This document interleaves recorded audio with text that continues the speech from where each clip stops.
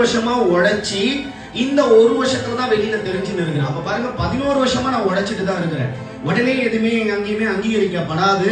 ஆனா இன்னைக்கு பாத்தீங்கன்னா நான் இந்த ஒரு வருஷத்துல நம்ம இந்த அகாடமி ஆரம்பிச்சு 2000 பேருக்கு அவார்டு கொடுக்குற ஒரு நிலைமைக்கு வந்திருக்கிறோம்னா அதுக்கு இந்த அகாடமி தான் காரணம். அதுக்கு உள்ள ஸ்டூடெண்ட்ஸ் எல்லாருமே தான் காரணம்.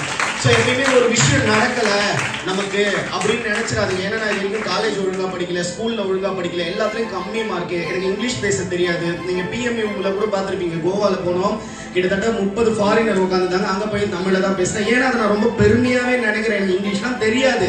ஏன்னா நிறைய பேர் இங்கிலீஷ் எனக்கு சரியா வராது, என் லைஃப் அவ்வளவுதான் போல அப்படின்னு நினைக்கிறீங்கல்ல.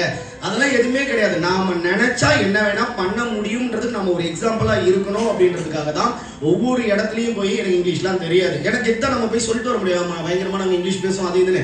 ஆனா எனக்கு தெரியாதுன்றதே பெருமையா தான் சொல்லுவேன். ஏன்னு கேட்டா நம்மள மாதிரி முடியாதுன்னு நினைக்கிற ஒருத்தவனும் இவன் ஒருத்தவன் பண்ணி இருக்கிறான்ல, ஏன் அவனை மாதிரி நான் பண்ண முடியாதுன்னு நினைக்கணும் அப்படின்ற ஒரு காரணத்துக்காக தான் இந்த அளவுக்கு வந்து இருக்கிறேன்.